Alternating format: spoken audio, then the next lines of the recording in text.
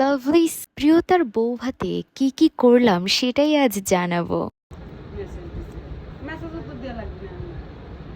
এখানে কাকি দেব ওদেরকে বলছিল যে নাবিলা আপুরা যাবে না, এই জন্য ওরা বারবার কল দিয়ে জিজ্ঞাসা করছিল আমরা যাব কিনা। এই গরমের মধ্যে আমরা যাচ্ছি রাজবাড়িতে এবং আমাদের গাড়ির এসিটা নষ্ট হয়ে যায়, যেহেতু আঙ্কেল একটু অসুস্থ ছিলেন তাই হচ্ছে আমাদেরকে আবার আরেকটা গাড়ি ভাড়া করে তারপর হচ্ছে যেতে হচ্ছে রাজবাড়িতে।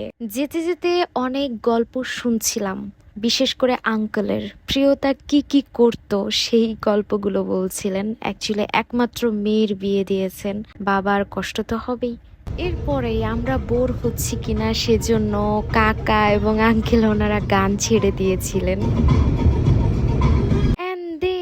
আমরা পৌঁছে যাই প্রিয়তার শ্বশুর বাড়িতে। অ্যাকচুয়ালি ফরিদপুর থেকে রাজবাড়িতে যেতে 40 থেকে 50 মিনিটের মতো লাগে আর কি। যাওয়ার পর এই আবেগ ঘন মুহূর্ত, আঙ্কেল প্রিয়তার কানে কানে কি যেন বলছিলেন, যাই হোক আমার বেশ ভালোই লাগছিল। সারা পথ উনি প্রিয়তার গল্প করেছেন। And this is our bride.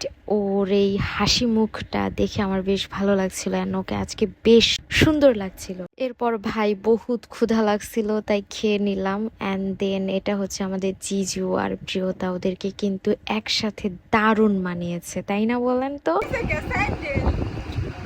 কি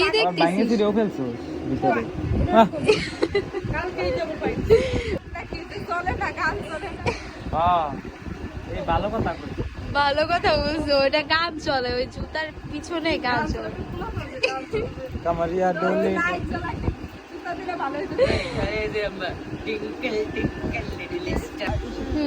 টাচ চার্জ, হ্যাঁ হ্যাঁ আসো, কাজ করেছে।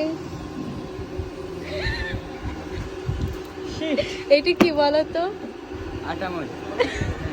দোস্ত এটা বলে আটা ময়দা, দেখছিস? এটা ঠিক না, এটা মেকআপ। জানো কত টাকার মেকআপ করতে হয়? এগুলা কত টাকার জিনিস।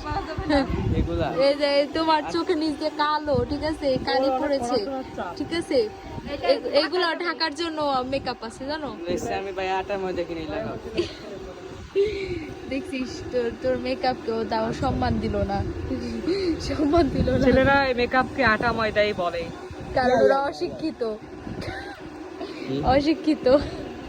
এবং এরপরেই হচ্ছে প্রিয়তার ঘরে আমরা চলে যাই সকলে মিলে, এবং ওখানে দাদু তার বিয়ের গল্প করছিলেন।